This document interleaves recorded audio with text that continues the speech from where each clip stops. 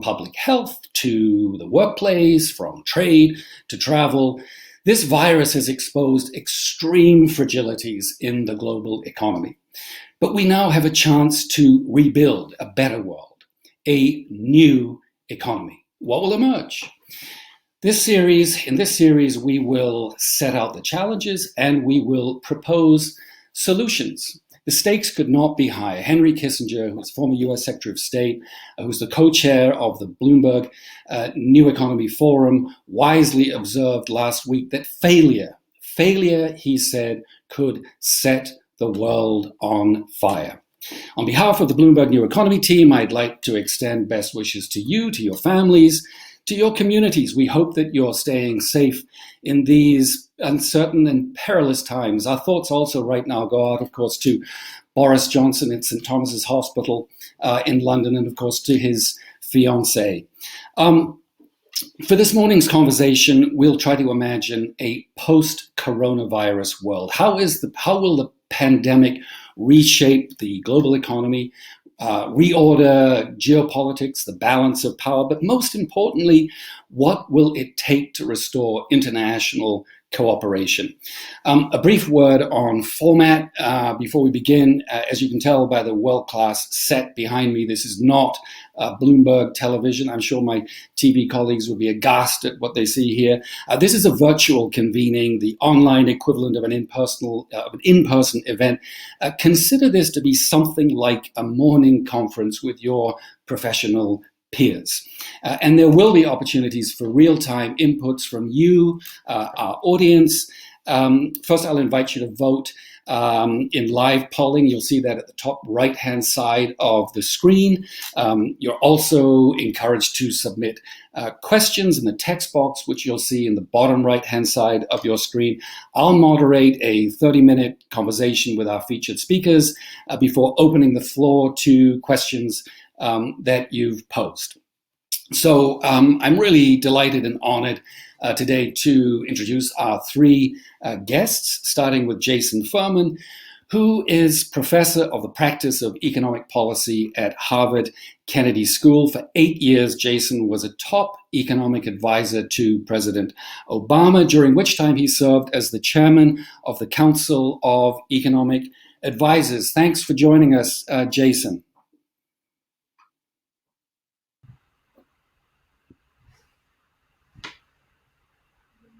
Thanks for joining us, Jason. It's good to have you. I said thanks for having me. Yes, you're on. We're on air. Okay, great. Next, I'd like to introduce Michelle Flournoy. Michelle is co-founder and managing partner of West Exec Advisors, which is a strategic advisory firm. She previously served as Undersecretary of Defense for Policy in the Obama administration. She's a co-founder of the Center for a New American Security. Welcome, Michelle. Great to be with you this morning. I have to tell you, your setup looks a lot more professional than mine. I abandoned my library in New York. Don't look too closely. And finally, we have Joseph Nye, Harvard University Distinguished Service Professor Emeritus and former Dean of Harvard's Kennedy School of Government. Joe is a one-time chair of the U.S. National Intelligence Council, and his most recent book is Do Morals Matter? Presidents and Foreign Policy from FDR to Trump. Good morning, Joe. Nice to be with you, Andy. So I think you're just down the road from where I am, in the White Mountains. Yes, that's right. I'm right on the edge of the White Mountain National Forest. Still some snow on the ground. So you're in the forest and I'm on the water. I'm looking out right now over Lake Sunapee in New Hampshire, just up the road. It's a pleasure to have you all here. Before we start with some of our deeper questions, I'm curious to hear from each one of you. What is the one thing that has changed in your life over the past couple of months, and what do you think will endure beyond the coronavirus? Maybe we could start with you, Joe.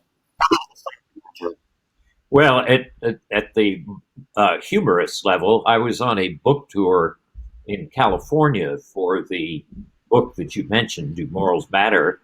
And needless to say, I had to cut that very short. I got out of California a day before they closed down the state, and obviously that closed down the book tour. It's not a great hardship compared to what others are going through, but it certainly changed my life. Michelle. I think for many businesses that can adapt to working online and by conference call and video chat, many of us have made that transition far more fully than we ever expected that we could. And I think as things reopen, the economy gets going again, I think for a lot of businesses, they'll be more tolerant of kind of flex place and working from home. And I think in my office anyway, I don't think anybody will go back to full 5 days in the office. I think we'll have more of a mix of in the office and more flex time and flex place because we've learned that it can be done. Jason? I'm traveling way more than I ever did. I have days where I'm in China, Latin America, and California, all within a 3-hour span of time. And I look forward to that type of travel schedule going forward. No plane delays, no airport hotels, and can cover much of the world. No, one of you has mentioned washing hands. That would be mine. Okay, let's dive into the first question. Jason, this one for you. So, in the U.S., we have seen a more rapid destruction of business activity, of jobs, of stock market valuations than at any time since 1931. Jamie Dimon yesterday said that he thought that we were heading into a bad recession. How bad could it get? Could we find ourselves one day in a Great Depression? I think it's very bad. I think it would take a catastrophic series of policy mistakes for the very bad to reproduce something like the Great Depression. And I don't expect us to make those types of catastrophic mistakes. In terms of where we are right now, the unemployment rate is probably around 12 or 13%. That's the highest it's been since the Great Depression. It'll probably go higher before it comes down. The issue isn't where the unemployment rate is in the month of April, because the government deliberately shut down the economy, and it deliberately shut it down as part of a sensible strategy and a necessary strategy to contain the virus. The open question is how quickly the economy recovers. Initially, some economists were out there talking about a V-shaped recovery. Like a natural disaster sweeps through, everything stops, the hurricane goes away, everything restarts. I think that parallel, though, I never believed it, and I think more and more people are coming to understand the limits of it. A hurricane that lasts for months and months on end in every city simultaneously is very different from a localized one. Where we have seen reconstruction after natural disasters, a huge amount of aid has poured into those areas. And just in general, in economic policy, there's an asymmetry. The unemployment rate can go up very rapidly. It's never come down on a sustained basis by more than 0.7% per year. And if that's what happens here, that businesses get torn apart and don't get put back together very quickly, job matches get torn apart, don't get put back together very quickly, I think we're in for something prolonged. In terms of, though, a Great Depression, we have fiscal policy. We know how to use that. We have monetary policy, including unconventional monetary policy. We know how to do that. And I don't think policymakers would let it get to 6 years in a row of 25% unemployment or anything like that. Michelle, from a national security perspective, what worries you most right now? Is it possible that American rivals or enemies could take advantage of this moment of U.S. weakness, of distraction, to launch some kind of adventure? I worry about two key things. One is kind of opportunistic rivals or adversaries. As you mentioned, we've just seen a skirmish in the South China Sea with a Chinese Coast Guard vessel sinking a Vietnamese fishing vessel in disputed waters. And this is a great time for countries to make mischief, as so much of the leadership bandwidth is focused on the virus. But the other thing that really worries me is the extent to which we are ignoring largely as an international community what this virus is going to do to the poorest countries and communities as it spreads in Africa, as it spreads in Latin America, as it spreads in parts of Asia. It's going to be even more devastating than what we've seen because those medical systems can't handle it. And that's likely to breed a wave of reinfection that comes back to the developed world. So the chaos that will ensue in the developing world is something that I don't think we're paying enough attention to. We're going to come back to that a bit later. I just want to ask a follow-up question. It's really quite astonishing to see these serial institutional failures right now in the United States, the most powerful, the richest country in the history of the world, and America can't provide medical face masks for healthcare workers. Hospitals are struggling to get ventilators. What does this do to American power, to American prestige, to credibility around the world? Well, there's a very real risk that one of the casualties of this crisis will be U.S. global leadership, both because of the mistakes that have been made in how we've been handling the crisis domestically, but also the complete absence of the U.S. in terms of coordinating and orchestrating an international, more coherent and effective international response. The president didn't call a G7 meeting. He didn't call a G20 meeting. He's not convening our closest allies and partners to try to orchestrate a unified response. And, I don't think the world will forget that. So I think we're in for a rough ride in terms of how U.S. leadership comes out of this. Joe, a question for you. You coined the term soft power, by which you mean the way that countries get others to do what they desire without the use of force or coercion. I don't know about soft power, but when you look around the world today, you see an awful lot of selfish power.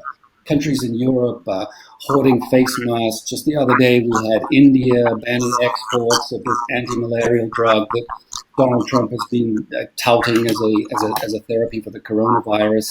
The United States the other day hijacked a consignment of face masks that was intended, I believe, for Canada. Is this a sort of a self-preservation instinct kicking in now that's going to disappear, or has something really fundamentally changed? Well, there's a tendency for every country to want to defend its national interests. America first is obvious, but if you're in France for Macron, it's got to be France first. The difference is how broadly or narrowly do you define the national interest? And that's where we failed. We defined the national interest in a very narrow sense. So what do I get in the short run for me? Whereas if you go back to the early stages after World War II, and you look at leaders like Roosevelt, Truman, and Eisenhower, yes, they were defending an American national interest, but they defined it in broad terms which benefited others as well. So the Marshall Plan was done because it was good for us, but it also was good for others. And that enormously enhanced the soft power of the United States, our ability to attract others. And what we're seeing right now, as Michelle just said, is an absence of that kind of American leader. All short-term, transactional, I get mine right now, as opposed to saying, what about making sure we protect our own people, but at the same time propose something broader, which is in the interest of others, a global public good. And that's what I find seriously missing in the current situation. Okay, great. Let's, if we can, move to our first polling question for the audience. The question is this: what is the most likely near-term impact on the global economy? Is it a global recession followed by swift recovery, recession spiraling into lengthy depression? In the West, are we likely to see markets give way to greater state control?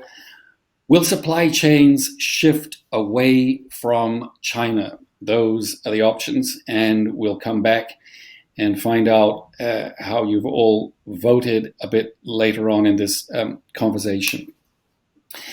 So the second part of this conversation is we want to explore a little bit more depth what is fundamentally going to change in the world and what's going to remain the same. Jason, I'd like to ask you this. What's been interesting here is, watching how these ideas associated with the left in the United States have suddenly become mainstream. We've got the federal government cutting checks to individuals and are likely, I presume, to be cutting yet more checks in the months to come, depending on how long the pandemic lasts for. A step away, perhaps, from universal basic income. We've seen taxpayers take stakes in companies. The federal government in the United States is going to have a say in the operation of everything, presumably from airlines to nail salons. Donald Trump talks about a big infrastructure building program. Okay, it's not state capitalism, but it looks a bit like social democracy, European style to me. Is something important about to change here? There's been an increasingly polarized fight over economic policy for some time now, for several decades. Right now, we're witnessing a bit of a truce over a large fraction of that fight. There's still differences. Democrats wanted to get more nutrition assistance into the last law. Republicans wanted to get more corporate tax cuts. But on 85% of issues, there was convergence. I worry, though, that that's a temporary truce, and that as soon as we're out of the very intense crisis phase and we're into what's a long slog economically and a new era in terms of dealing with pandemics, that the two sides will return to their corners and be reinvigorated. I think you'll see one group, and frankly, I have a lot of sympathy with this group, saying that we had holes in our social safety net before this. The floodwaters blew those holes apart, and this just shows we need to expand social insurance for paid leave, for sick leave, improving unemployment insurance, maybe universal basic income. I'm more skeptical about that and the like. See another group that says our debt is now 150% of GDP. It doubled from 75% of GDP. We can't afford any of that. We need to, tighten our belts, cut back on government, and get ourselves back, to something like we were before. And, I picture a more intense fight between those two polarized visions of the future of government after the temporary truce that we're in right now ends. How can you not afford to invest massively in healthcare now? What is the cost of the U.S. economy been of failures, of inadequacies in the healthcare system?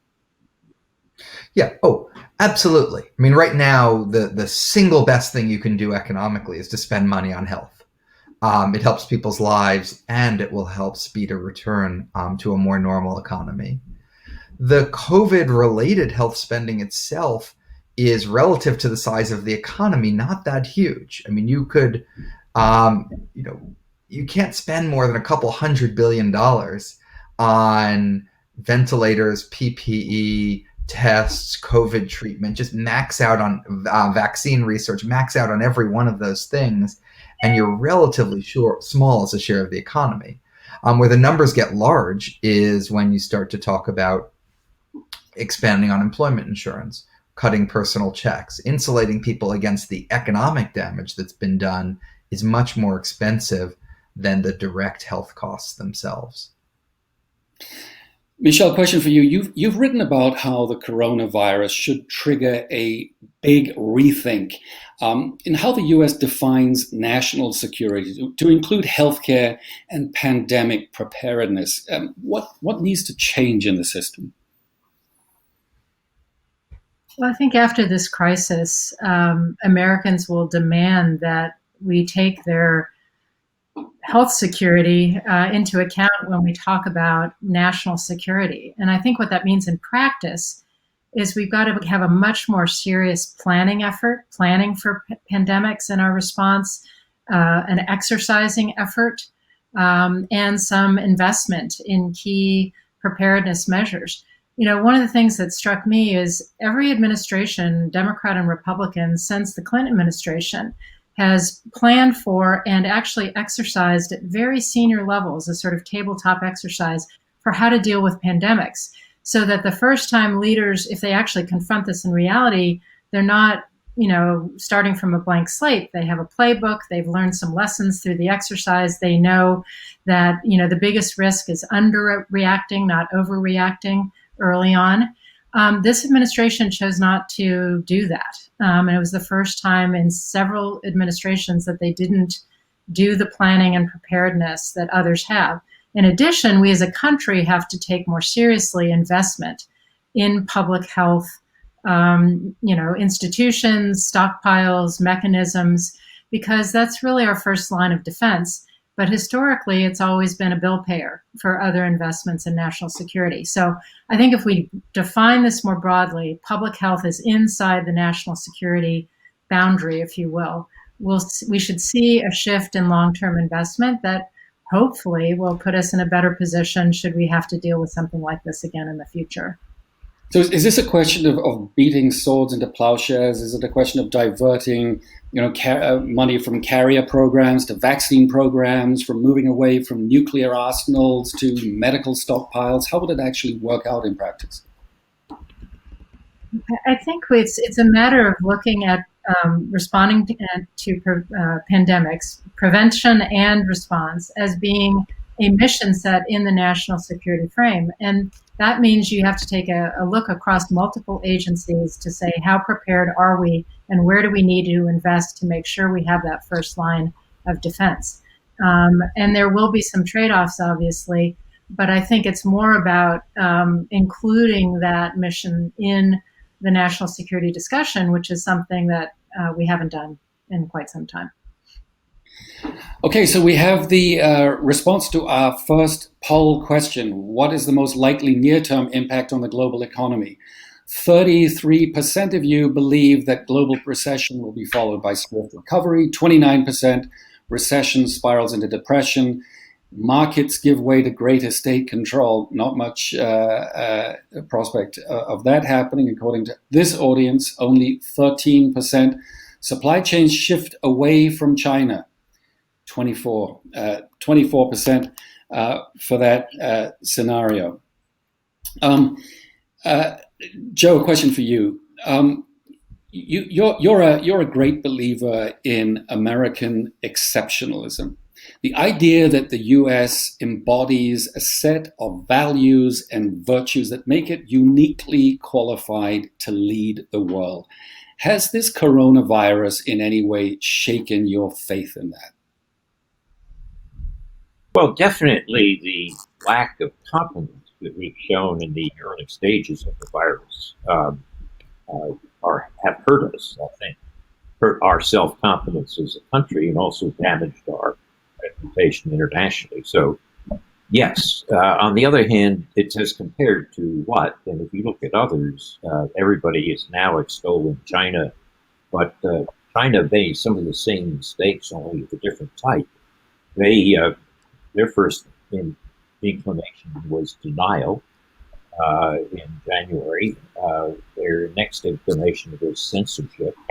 And when they finally got around to clamping down on Wuhan isolation, it was too late. So, and now they're engaged in a propaganda war rather than true remedies. So both of our systems have had trouble. The question is, that's interesting to me, is has it changed the relative power position of the United States and China? There are a number of people say, oh yes, this is the end of the U.S. and the rise of China. It's much too early to say that. I think that there's a danger that we overreact to what we're seeing in terms of this crisis. Sometimes people think that if you have a big effect, you must have a big cause, and for a big cause, you must have a big effect. They point out that in 1918, the Spanish flu killed twice as many people as World War I.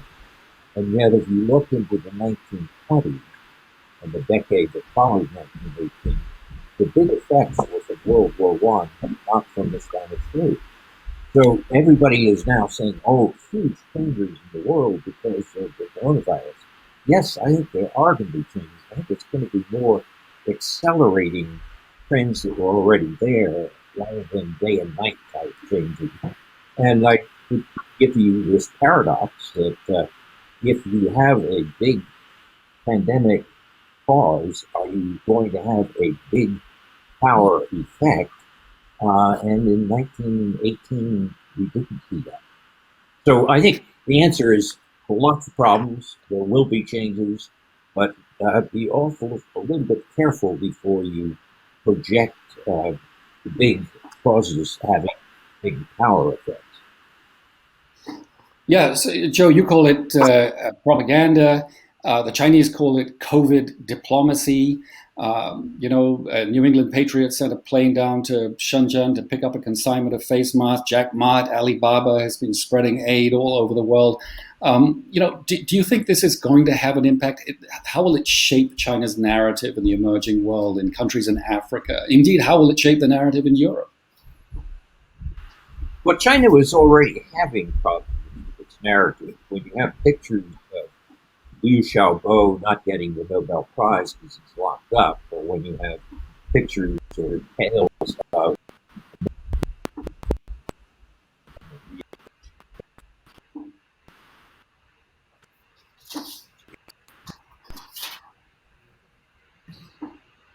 Joe, your audience, your audio has gone off. We can't hear you very well. Why don't we take a pause now and move to a second polling question while we try to get you back online? And the second question is this: what is likely to be the pandemic's most enduring global legacy? The first answer: a Marshall Plan to rebuild fragile economies. A power shift toward China as the US loses its credibility. An accelerated shift toward a digital economy, and finally, rising nationalism and populism derail globalization. Those are the four options. While you're thinking about your answer to that question, just a final set of questions around the how. How do we make the kinds of changes that that we've been talking about? Henry Kissinger, I referenced him earlier. The essay that he wrote last week for the Wall Street Journal. He talked about the institutional damage that this is creating all over the world. Where after this pandemic is over, people are going to be asking of their governments, what did you do to try to avoid this calamity? What was your response? How are you rebuilding? And in many cases, their answers are going to be, your institutions failed. And, this is incredibly corrosive, of public trust. He writes, sustaining the public trust is crucial to social solidarity, to the relations of society with each other, and to international peace and stability. How do governments go about rebuilding public trust? Joe, would you like to have a go at that if you're back online? Sure. Oh, Joe, go ahead. Go ahead, Michelle. Michelle, please, if you're ready. Okay. So, I do think there's been a breach of trust, if you will, and it will require some rebuilding. I think right now we are rightly focused on getting through this crisis, but eventually I do think having a sort of objective lessons learned look at how this happened and what decisions were made that might have been mistaken or could have been done better. Some in the United States have proposed a 9/11-like commission to sort of work through this and to come up with recommendations for how to strengthen our position to deal with the pandemic in the future. But I'm not sure it's a failure of institutions as much as a failure of leadership and competence. And so I would hope, first and foremost, in the United States context, that people think about the choices they will have, in choosing their leaders in the future. But I do, to the extent that institutions matter, I do think internationally we're headed towards a more multipolar, contested environment. As Joe said, this is likely to accelerate those trends. And so I would look more to strengthening regional institutions and ad hoc groupings of countries like the liberal market democracies that have shared interests to sort of take up the mantle of international leadership going forward. I think the UN at the Security Council level is going to be sort of stalemated on many issues for a long time. So we've got to work around that with ad hoc groupings. But again, I think it's less about some new grand plan for redefining institutions and more about making sure we choose leaders who are competent and prepared and able to lead us in these kinds of crises.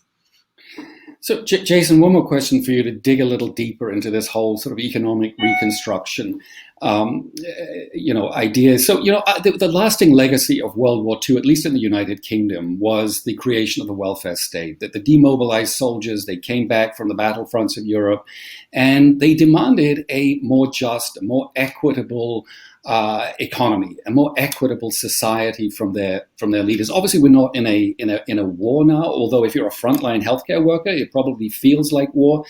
Nevertheless, we have demanded enormous sacrifices of our populations. We've told them to social distance. We've told them to stay away from the workplaces. We've disrupted their family lives. We've prevented them from enjoying social life and sport. I mean, is it not, how can they not, after all this, when the economy opens back up, be demanding a strengthened social contract? That's the way I see it. That's what I would like to be the case and hope would be the case. I'm just very scarred from the experience with the financial crisis. People were having tremendous problems with housing. We did something about it, and that helped give birth to the Tea Party movement.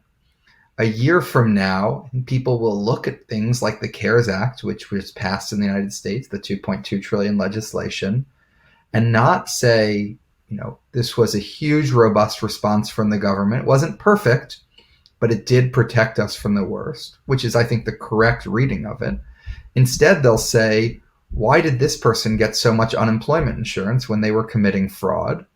Why did that small business collect the check from the Paycheck Protection Program and then fire all of its workers the next day? And, I was suffering, and those people got something special that I didn't get. And that just leads to a degree of polarization and bitterness that I worry has been the normal state of the United States for some time now. And I could see this exacerbating this. I'd love to say we came through this, we beat the virus. We need to look back, we need to learn lessons, and we need to rebuild stronger going forward. I'm not worried about the pandemic preparedness. I think it'll be easy to, we're going to have a much bigger stockpile of masks and more people doing vaccine research after this. So everyone will agree with that. Everyone will do that. But in terms of the broader social safety net, broader economic policy, I would just refer you to the fact that after the banks played a role in blowing up the global financial system, within 3 years, we were back to the same exact debate over whether to overregulate them or underregulate them we had been in before. There was no paradigm shift in the way people thought about and discussed bank regulation after the financial crisis.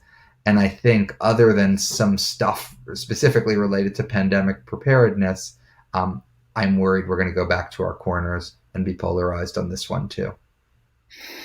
Michelle, question for you. You've written about how the United States needs to have a counter to China's Belt and Road Initiative, a smarter, more flexible program. I'm just wondering, is it not time right now for the U.S. and China to get together on some kind of mutually agreed upon Belt and Road project that will rebuild healthcare in the developing world, in the poorer countries of this world? Is this not the primary challenge right now coming out of this crisis? And no country can do it alone. Well, I agree. Right. I do agree with your premise that even in a more competitive relationship, economically, technologically, militarily, we need to ensure that the US and China do cooperate on global problems that can't be solved if they don't cooperate. Climate change is one example, pandemics and public health are another.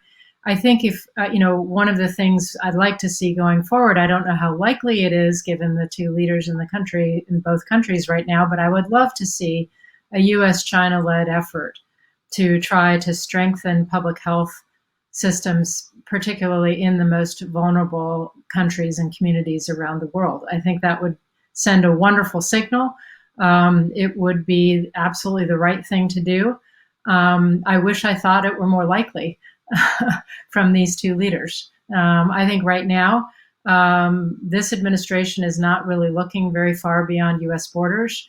And in China, I think she sees this as a tremendous opportunity to fill the vacuum that's been left by the absence of U.S. leadership to do Chinese public health diplomacy and to sort of make inroads in relationships and trust just for the sake of China, not thinking of it in bilateral or global terms.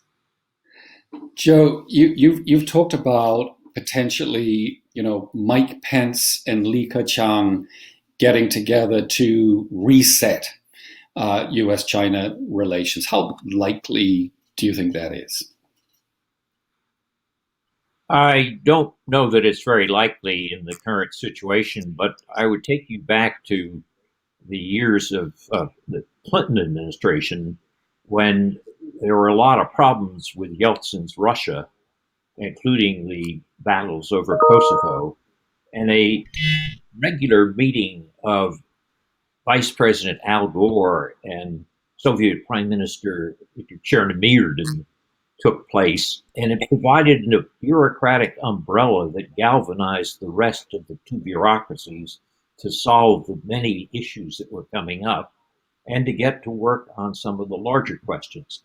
I think if you could set up a similar structure in which there would be a Pence Li Keqiang umbrella, if you want, which would then mean that the bureaucracies in both countries would have to work toward some common goals, then you might imagine launching something like Michelle just described. I wrote a column for Project Syndicate last week urging that the US and China galvanize the G20 to set up a special fund to deal for COVID in the third world. And to take you back to something that Michelle said right at the beginning, these pandemics often come in waves. People may not remember it, but the second wave in 1918 was far more damaging than the first wave. If there is a flow of the virus to the southern hemisphere, to countries that don't have the capacity to cope, and that turns out to be seasonal, and from that reservoir it flows back north as the winter comes in this area, we're all going to be the poorer for it. So this is a case where the US and China could work together to set up a special fund to deal with this before it's too late, before that second wave hits. I think it's something that the Trump administration would find in their interest, in the national interest, and in global interest to do. However, do I think I'd put my mortgage money on it? No. Right. So pretty interesting results to our second poll. Only 9% think that it's likely that we'll see a Marshall Plan to rebuild fragile economies. Only 12%, that surprises me somewhat, see a power shift toward China as US loses credibility. A lot of support for this idea of an accelerated shift toward a digital economy, and some support for the notion that rising nationalism and populism will derail globalization, 23%. One final question. After the 2008 financial crisis, Time magazine published this photograph with Larry Summers, Alan Greenspan, Robert Rubin, and they dubbed this the Committee to Save the World. What would be your dream committee to save the world right now, and what would their first or should their first action be? Michelle, would you like to start very briefly? Sure. I mean, I think that the Committee to Save the World should follow Joe's great recommendation, and I think a U.S.-China joint effort leading the G20 to raise resources and deploy resources quickly to the poorest countries and communities around the world would have enormous effect on reducing the risk of those waves coming back to us in the future. The problem really is resources. The deployment mechanisms are there. I happen to sit on the board of CARE, global NGO. They are in the 97 relevant countries already, as are many other NGOs. What they need is emergency resources to shore up delivery of medical equipment, basic sanitation, basic public education, and so forth. So the deployment mechanism is there. What's needed is some leadership to direct international resources to this so that we not only mitigate the current disaster in those countries, but we reduce the risk of the second wave of the virus coming back later this year or next. We'll come back to that question. First of all, I'm going to read a question from our audience. This one comes from Bertrand Badre, who's a CEO and founder of Blue Like an Orange Sustainable Capital and the former managing director of the World Bank. And his question is as follows. Is there a chance... could I get my technical directed? Is there a chance that Europe will not have to choose between the United States and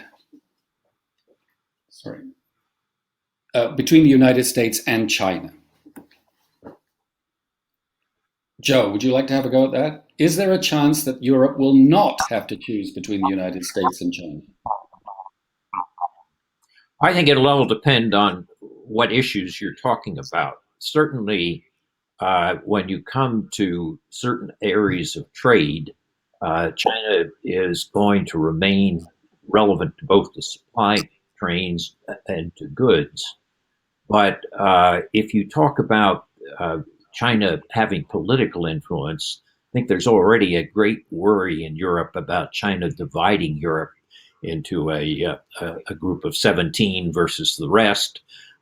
There's a realization that in values, China is engaged in a propaganda war. So on many economic questions, Europe will wind up choosing China, but not exclusively. But on many political questions, I think there's already a suspicion of growing Chinese power. So it depends on the issue and the context rather than an either or. It will happen or won't happen. Jason, here's one for you from John Momo, the chairman and CEO of Channels Media Group in Nigeria. In a recent article in BBC Future, the UK-based ecological economist Simon Meyer posits 4 possible futures for the global economy. A descent into barbarism. B, a robust state capitalism. C, a radical state socialism. D, a transformation into a big society built on mutual aid. Which one do you think is most likely?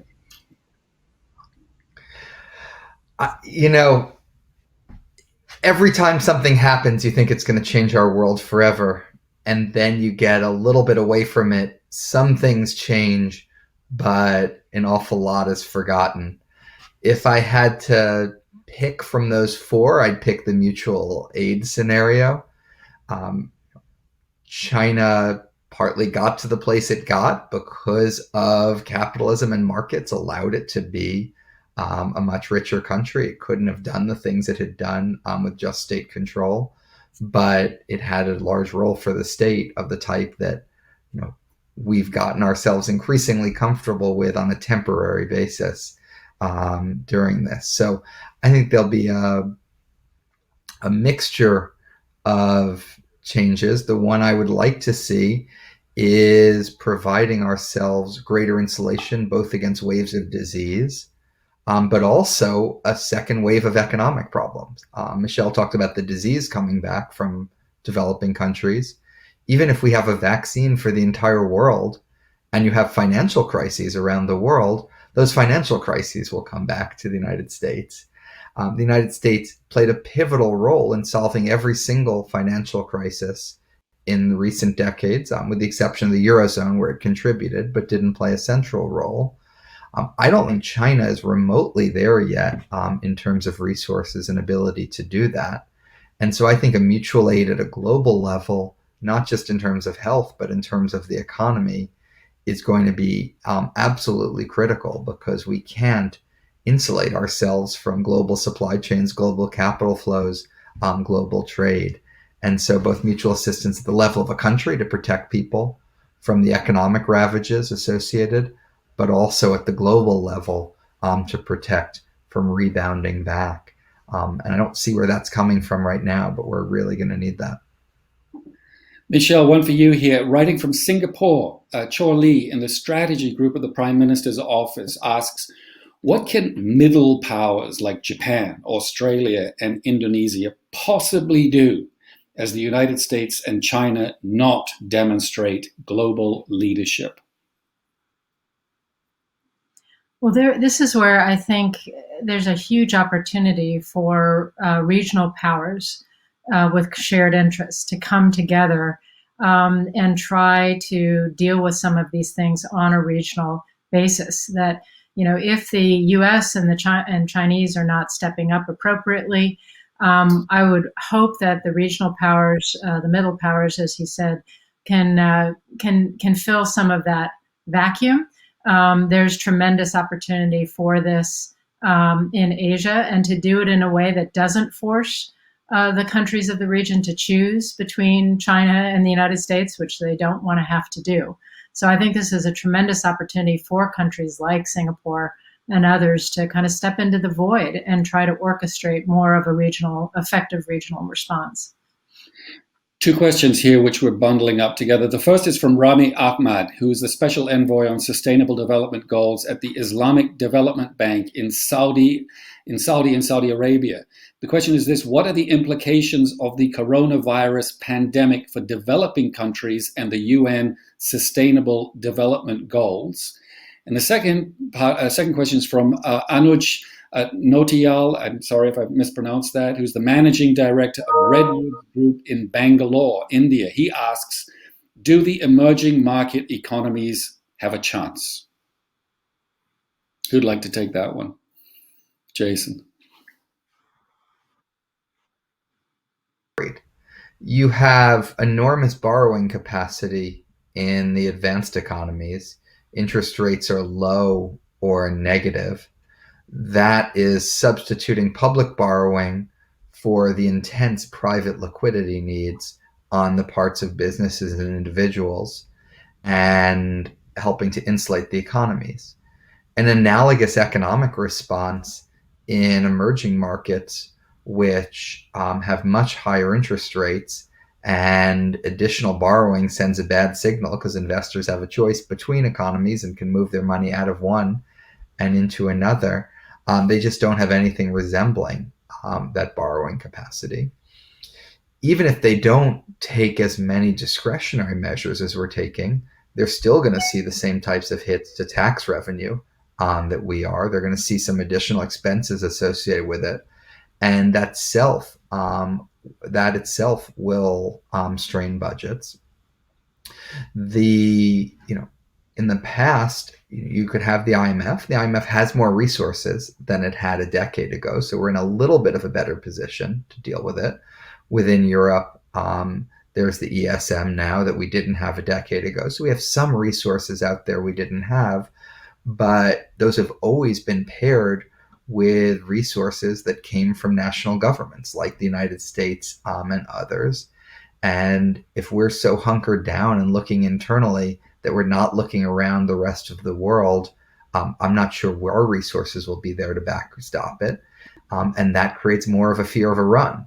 Bank runs happen when you're worried that there isn't something backing up the bank. And so the banks are strained right now. You're not sure about the entities that normally back up the bank. And so I think there's, that's the part of the global economy that I'm most worried about.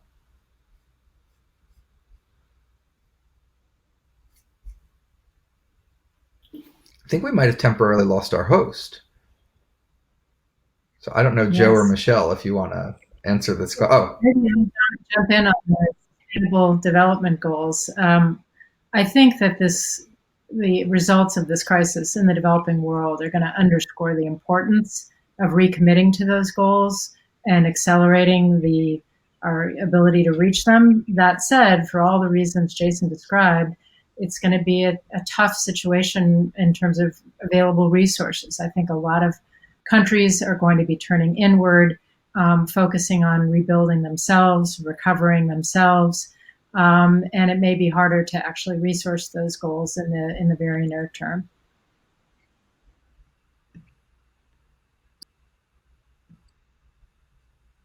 Been coming in, but there was one about the G7 and the G20 being missing in action.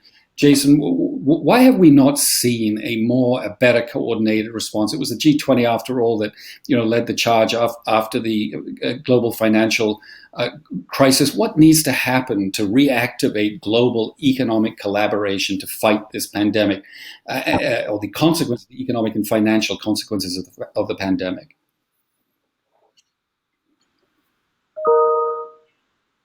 It was in 2008. I was on a plane with Bob Rubin and Larry Summers down for a meeting in Miami with the presidential candidate Barack Obama. And we were writing a statement and a plan, and I included in it, calling an emergency meeting of the G7. And I think it was Larry who told me I was way behind the times and we had to strike the 7 and replace it with 20. That's certainly the case here. I would distinguish between coordinated actions and correlated actions. Across the advanced economies, actions are highly correlated right now. For some things like fiscal policy, that's fine. We don't need to all come out on the same day with exactly the same fiscal plan, but we're all doing similar things.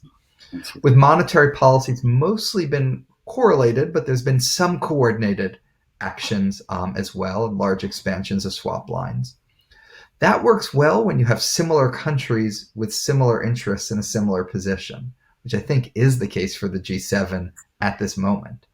The G20, though, is more important because of the divergent positions and the divergent interests. It includes countries that have been affected differently by the virus, that have economies at very different stages, some of which will have to backstop the global economy, some of which may need to be backstopped by the global economy, some of which have tremendous borrowing capacity, some of which don't. And so I think the lack of identical interests make the G20 all the more important, because you actually do need coordination there, and you can't just rely on the correlation that I think has gotten the G7 by, not perfectly, but okay to date. One last question, Joe, for you. Will this crisis provoke a different way of thinking about collective security? Well, it may have some effect over a period, but I'm afraid it's not going to revive the problems that the UN is facing, which is that the collective security framework, when it was set up in 1945, was set up with a Security Council, which included a veto. And as long as the US and Russia And the US and China are political loggerheads. They're going to be subject to the veto. An example of this is the Syrian civil war, where after you had cooperation on the case of Libya, but the Russians then felt that we took it too far, it became impossible for the UN to act in relation to Syria because of Russian and Chinese vetoes. I think that probably, rather than using the metaphor of collective security, the question is, could you imagine a new Marshall Plan or Manhattan Project type proposal under the aegis of the United Nations? But don't think of it as collective security in the traditional sense of collective security. I was interested that Henry Kissinger basically suggested something like a Manhattan Project or a Marshall Plan, and that was part of this proposal I published last week, was to get the U.S. and China galvanizing perhaps other members of the G20 to propose a new special COVID initiative, which might be under the overall rubric of the UN, but not subject to any Security Council veto. Thanks, Joe. We're out of time. I'm afraid we're going to have to wrap up. This ends the first in our series of Bloomberg New Economy Conversations. I'd like to extend my gratitude to our speakers for their time and valued insights this morning. Jason Furman, Michelle Flournoy, and Joseph Nye, thank you all very, very much. There's much more to come in the weeks and months ahead as we explore the dynamics, challenges, and ideas that will shape a new economy.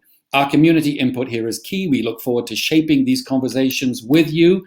Which topics are of greatest interest? Which leaders and experts would you like to hear from? Our team will circulate a brief questionnaire to gather your feedback. We appreciate you taking part. To our audience, both within and beyond the Bloomberg New Economy community, thanks for joining us today. We'll see you again soon.